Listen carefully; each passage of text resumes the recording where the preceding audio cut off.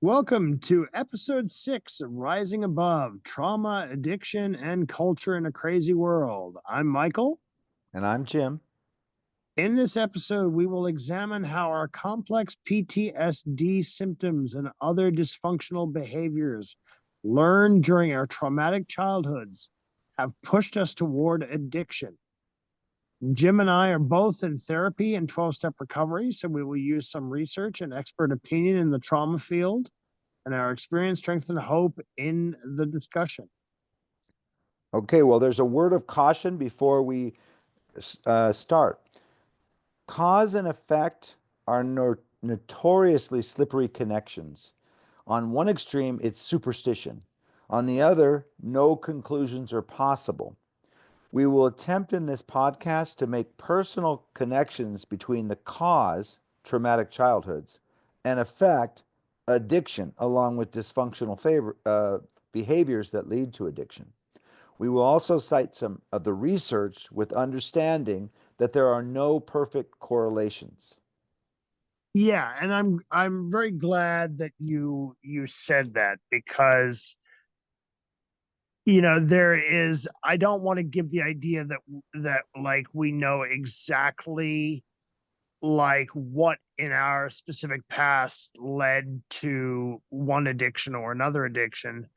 We don't. It's speculation based on obviously some research, but yeah, there isn't really is not a perfect cause and effect. People are complex, situations are complex. There is no perfect cause and effect. Good. And then I want to talk about a general idea for it's a kind of an overarching concept for this episode, which is that addiction, we use it as a coping mechanism.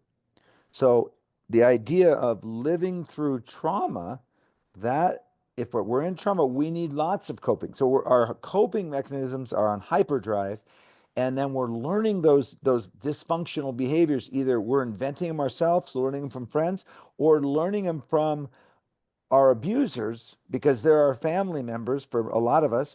And those are dysfunctional behaviors themselves because that's why they're, traumatizing us because they don't know how to cope themselves.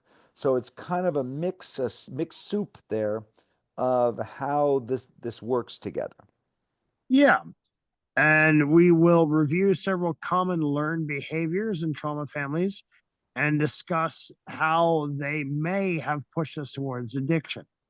Um, and this is something that we kind of we do in step 4. The personal inventory. It's so getting to see a little bit of the step process too. Well, that's But also important because it's tricky, right? Because step 4, we have to be careful not to blame the victim ourselves yeah, when we were young. However, we still can try to find out what in our character was learned that we have today that continues to sabotage our life. yep. And so seeking to answer how did a particular traumatic situation drive you towards drugs, alcohol, etc. I'm excited you're going to read from your book again. Yes, that's great. I've Well, got it right here. Freedom and Dysfunction in an All-American Family. So you want to take us into that, Jim? okay, great. I'm going to read 3 scenes. One is terror on a Monday night. The second one is, it's all one story, but the second scene is terror on wheels, and the last is the car wreck. Here goes. Terror on a Monday night. It was a warm summer night with Santa Ana winds like a huge outdoor sauna blowing in off the desert. These warm winds are common in Southern California, and they remind us of our nearness to the desert. In fact, in many ways, we are part of the desert, simply reclaimed through irrigation. But that wind also ushers in massive fires and other foreboding events. Without thinking about the established fact that the tennis club would be closed on Monday night, we set out. My loyal friend Danny came with us because he was there on a summer weekday night to sleep over. He was always there, at least until my dad got really bad. We drove a used 1967 Triumph sports car borrowed from my brother's friend. My 18-year-old brother was spared this time. He had borrowed our station wagon and was over 1,000 miles away with his friend touring the Pacific Northwest. It was his graduation present, the last gift he was to receive from Dad for a long time. The 5 minute drive to the racket club was smooth, easy, and without event. I even enjoyed the pleasant wind, which reminded me of trips to Lake Havasu and the river. There was the warm smell of sagebrush and a hint of smoke from the fires. In that moment, I was blissfully unaware that once again my life would be in danger because of my dad. At this point in the evening, Dad seemed fairly normal, but all of a sudden, upon arrival at the racket club, he changed into a completely different person. Looking back, I can only guess that the interaction between alcohol and Valium, combined with his angry, rebellious nature and stress at work, were to blame for his ugly transformation. This is what happened. We can see that the tennis court lights are out, and we finally realize that it is Monday night, the one day of the week the club is always closed. Speaking through gritted teeth, Dad says to me, "Jimmy, what the fuck? I pay dues.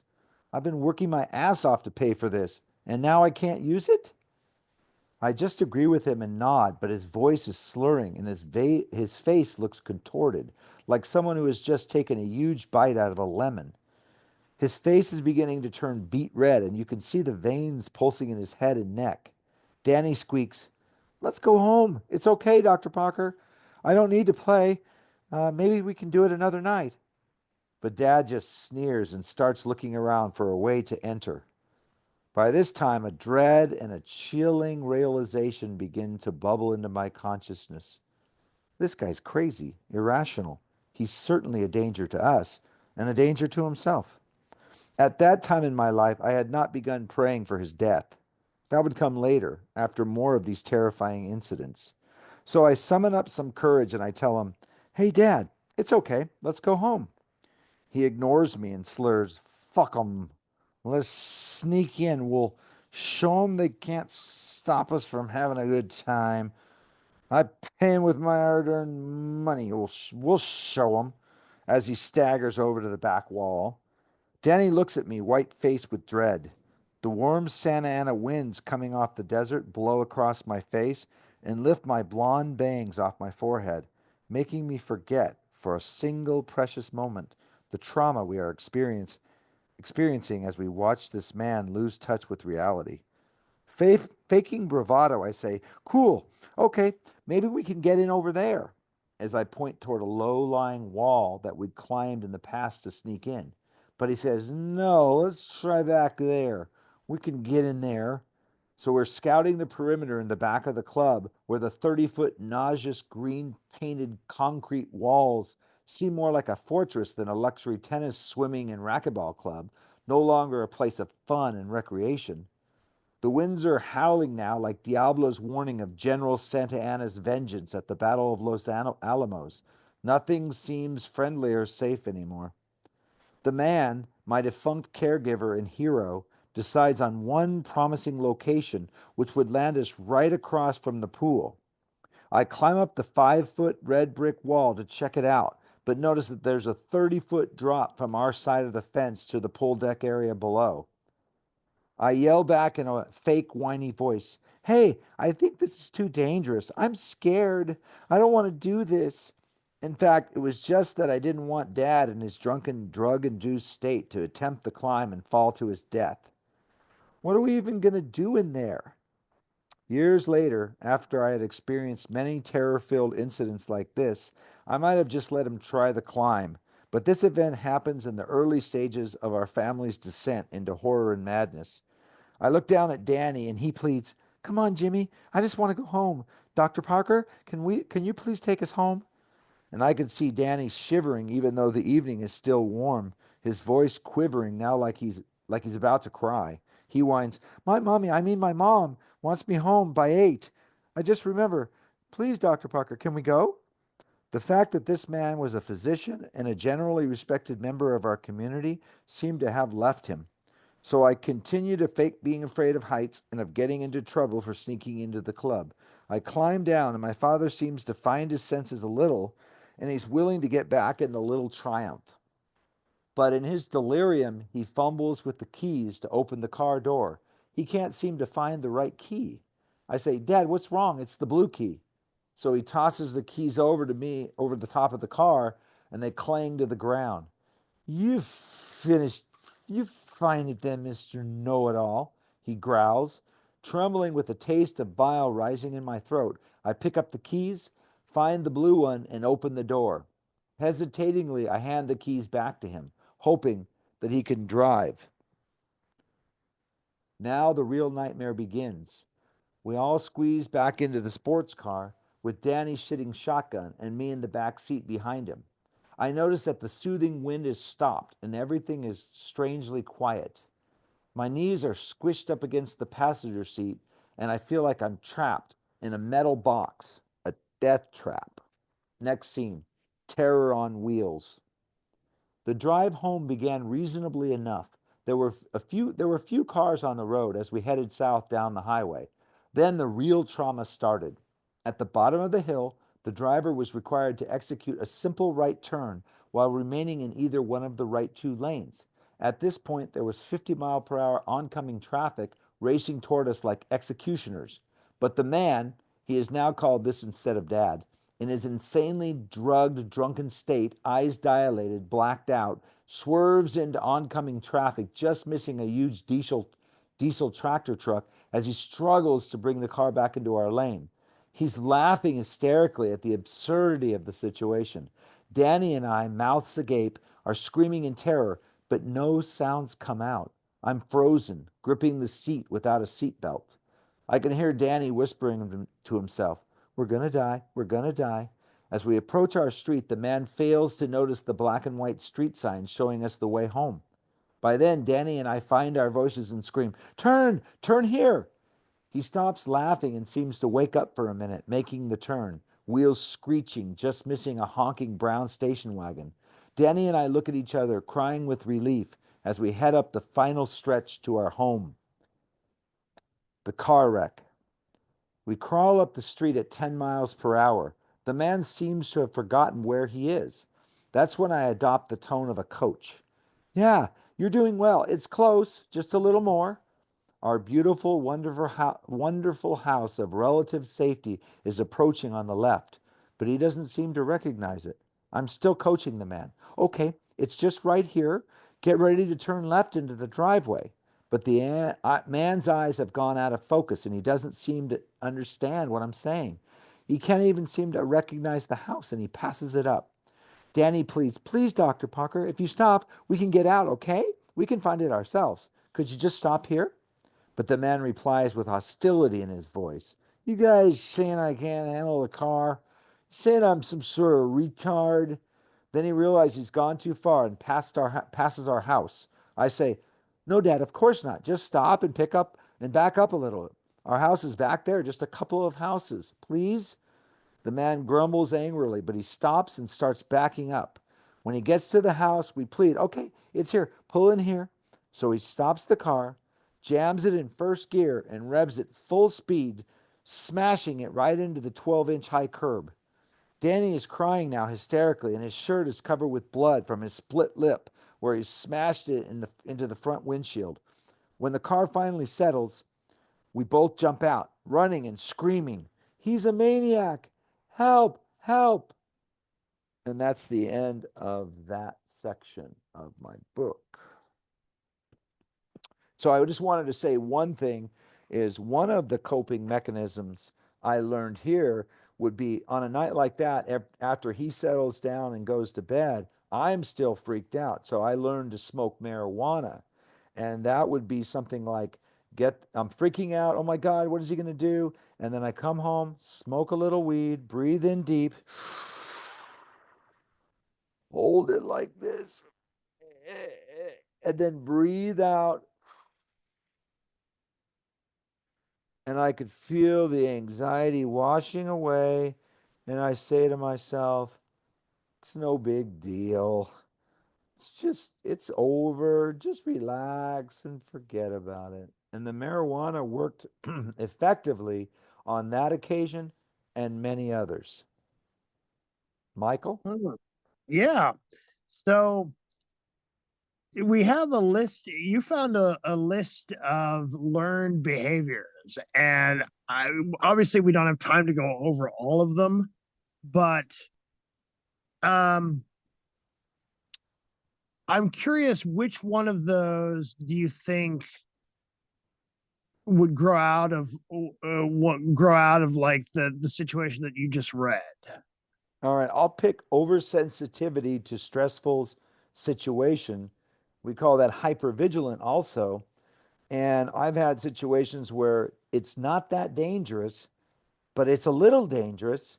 And I end up um, freaking out. And in one situation with my wife, I freaked out so bad before we were married, and she thought it wasn't that bad that, and she wouldn't recognize that it was a little dangerous, and we had a fight about that, and we almost didn't get married. So, Mm. sensitivity to stressful situations is a big one that I continue to deal with in certain situations.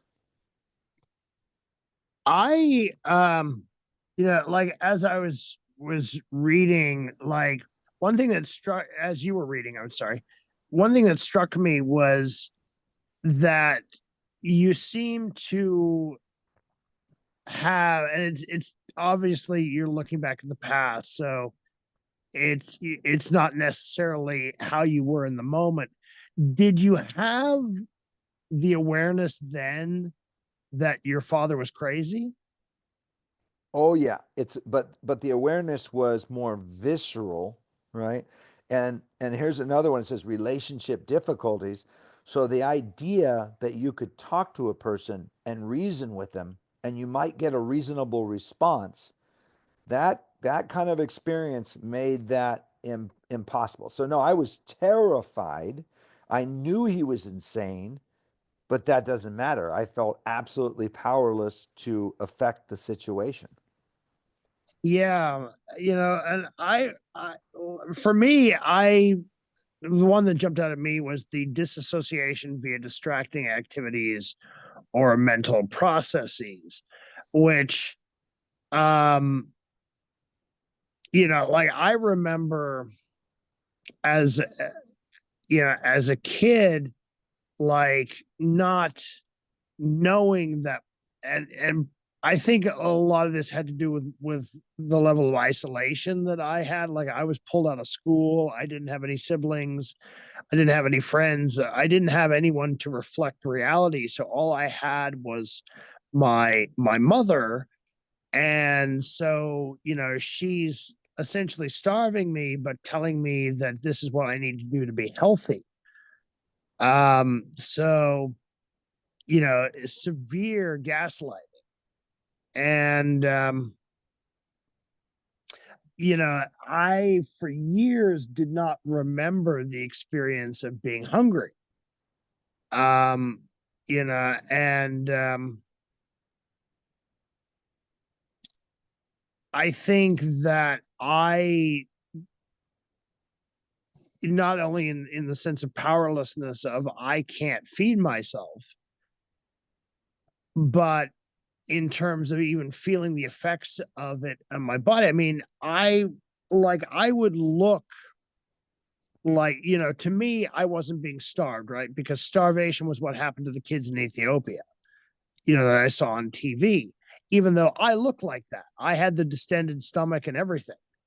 But I was able to in my mind maintain this idea that I wasn't being starved. Um, So how do you uh, think that situation pulls forward to still today and maybe through your 20s and 30s and how yeah. that kind of mentality still impacts you? Well, I going back to the disassociation via the mental processes, I think that how it affects me is I will believe something is true or feel that something is true when I don't have any objective evidence of that. Like, I will, I can give it just an example tonight. Like, um, I, my stepdaughter is sick. I'm a little concerned about her iron intake, and um, I wanted to give her an iron supplement, and my wife was said like she doesn't need that, and she said, don't be giving my kids strange pills, which I, looking back, I think was more of a joke, but I took it as like, what the hell, you don't trust me. So like, I'm always looking for problems that exist that don't necessarily actually exist, because and vice versa. I tend and have always tended to trust people that I shouldn't trust and not trust people that I should trust.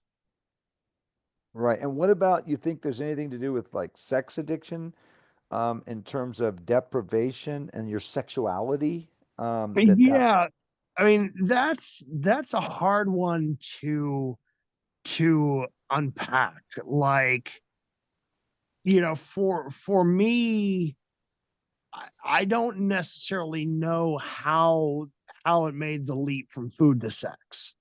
But what I do believe is that um I tend to react anything that I can't have, whether it be sex, be it smoking, be it extra piece of cake. My mind tends to view that as like I'm being deprived. And that then makes me feel like I've got to get it in any way I can, whether it means sex, whether it means sneaking a cigarette, whether it means sneaking out to get a piece of cake in the middle of the night when everyone's asleep. Those kinds of behaviors, and these things are, I want to stress, are I'm not even consciously thinking, oh, I need to hide what I'm doing, but it's there, it's in the behavior.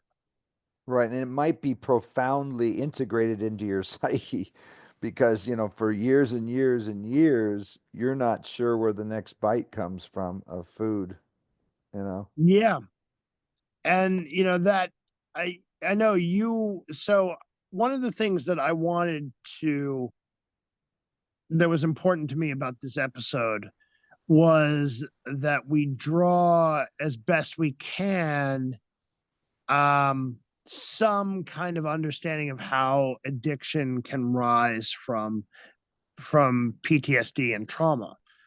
And because I think that it's very easy, for people who don't struggle with addiction to, demonize. Well, why can't demonize addicts? Like, why can't they quit? Why? And so I wanted to, be able to kind of see if we could come up with some research that would indicate or suggest why addiction rises from trauma. Like you mentioned, the coping mechanism. What else did you find? Okay, well, some of the research, I have two different kinds of research. One is actual data research, and then I also have expert opinion. So one of them that I thought was interesting, and I'm not going to say the source, but if the listeners want me to send them the articles, I have the research articles on this. So one of them is DNA and environment, and it basically says that in a research study, when they had a control group and people who were exposed to deep trauma as children, and up to 18 years old, that the group that were exposed to trauma had a 60% chance of becoming addicted versus the other group, the control group, had a 25%. Because, people are addicts. There's plenty of us addicts that were not exposed to trauma or nothing really bad.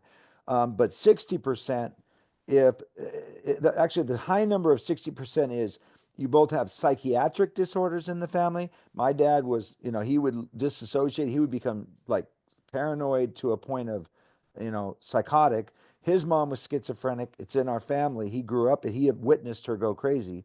And then he's a drug addict and alcoholic. My mom has died of alcoholism at 53. So, and her dad did.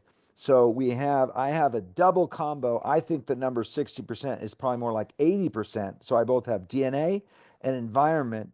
And so the data kind of plays this out when they compare these two groups. So I thought that was a good one.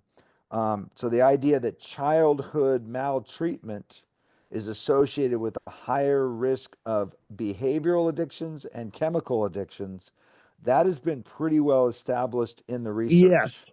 Yeah, there is the major, I believe it's called the childhood adverse events study, which was a long study looking back, and almost everyone who struggled with addiction and also mental illness had trauma. Now, whether one causes the other or whether they're a correlation, whether they're kind of a dual thing, because I also don't want to suggest that like mental illness is always caused by trauma. I think it's more complicated than that.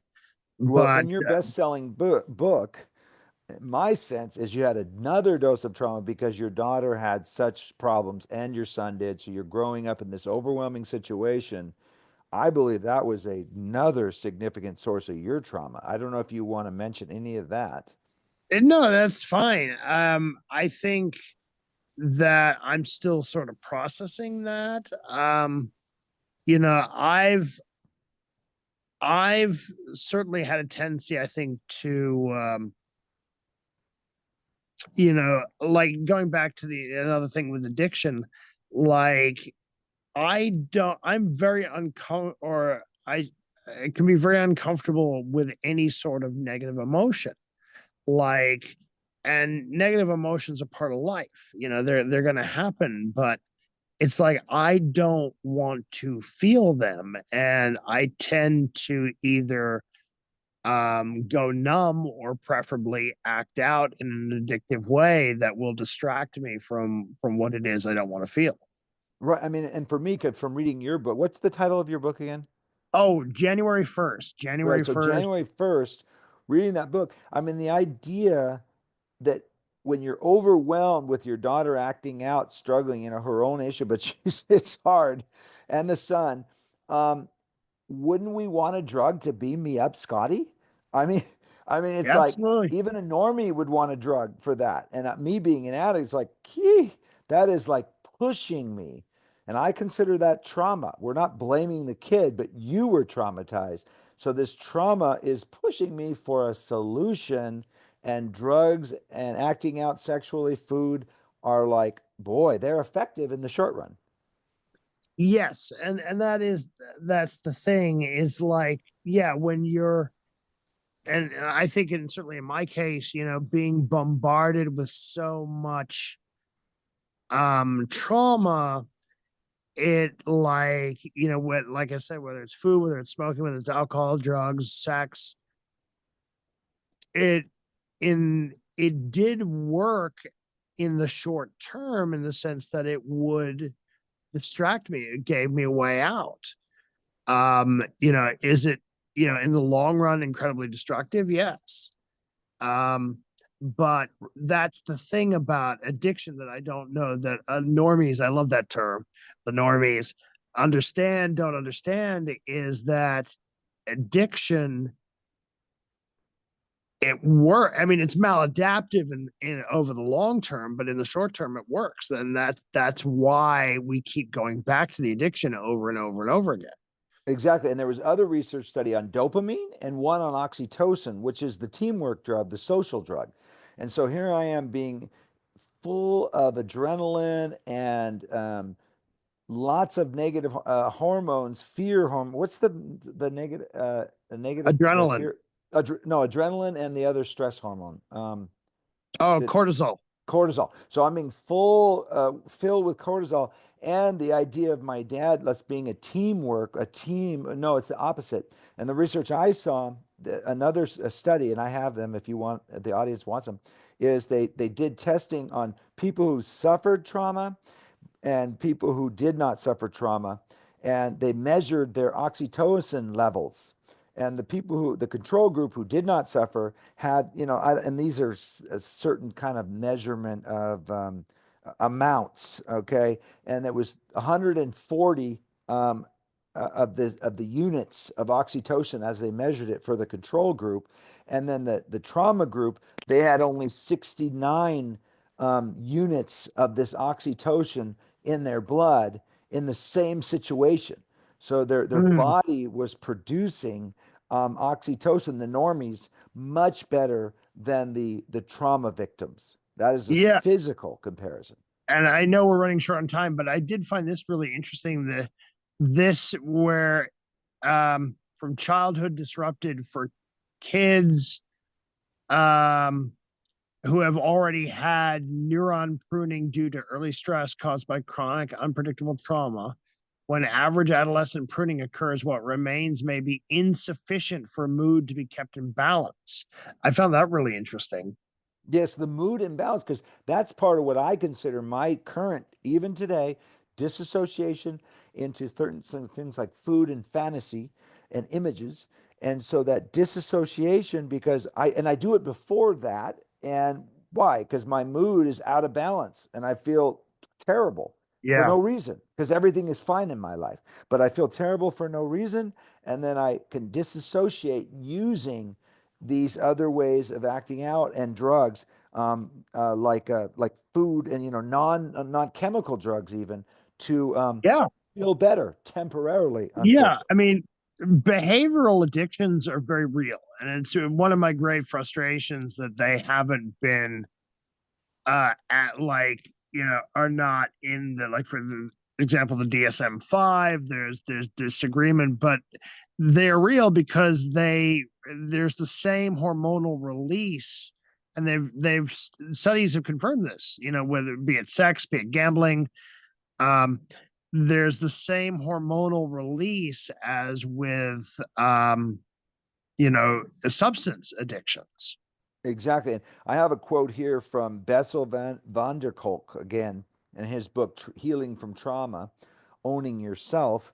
And I like what he says. He says, managing your terror, because we just read terror on a Monday night. So, this managing terror, the terror is still in my body for no reason sometimes. Or if there is a reason, I get hypervigilant. So, it's more terror than needs to be. So, managing your terror all by yourself gives rise to another set of problems. And here's his list: dissociation, despair, and then he lists addiction right in there. And, us, it's a solution, but it becomes the problem. A chronic sense of pain and relationships that are marked by alienation, disconnection, and explosion. So if I have these bad relationships, wow, addiction is my temporary solution to deal with those. But they all started with managing the terror or the equilibrium that's happening even when there's not a problem. I mean, my life's pretty easy, but I still can get some of that. Yes. And we've talked about that. We've talked because I have the same feeling. Like it's like I can look at my life and say objectively, my life is pretty good. Why do I still feel this way? And I still want, I still feel depressed. I still feel these things, and still want a relief from that feeling. Yeah, and one of my issues being in recovery for the last 37 years, um, is some people I know in recovery, especially in my pills group, my Pills Anonymous, because they come in like a little bit higher bottom in terms of they have money, property, and prestige. They have a job, they have marriage. A lot of them have that, and so some of my people in the group, they don't even need to work steps, and they're doing pretty good. They just don't take the pills, leave the pill in the bottle, and they're good. Whereas with me, all these years, I've worked really hard. I always do, not because I'm like a guy who wants to work hard on myself, but because in order to have some sort of equilibrium and just be serene and good in my life, I need to do that extra work. And I think part of the people who suffered the more severe trauma, I think that becomes more of an issue. It's not always true, it's not scientific, but in general, that is a much steeper uphill climb, even in recovery. Yeah.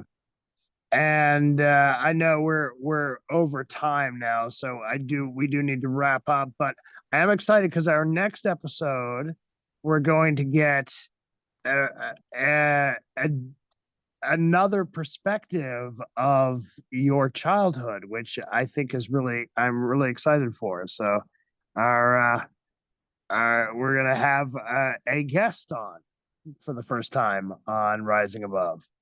So I Yes. look forward to that. All Good. right. Thank you for joining us on Rising Above Trauma, Addiction, and Culture in a Crazy World for our 6th episode. Look for our next episode coming in 2 weeks, where we will interview a trauma survivor who is featured in Jim's book, Freedom and Dysfunction in an All American Family, available on Amazon.com. Let me repeat that: Freedom and Dysfunction in an All American Family on Amazon.com. We do believe that the worst effects of trauma and addiction can be overcome, and recovery starts with a simple, honest conversation. Take care, everybody. Thank you, Jim. All right. Thanks, Michael.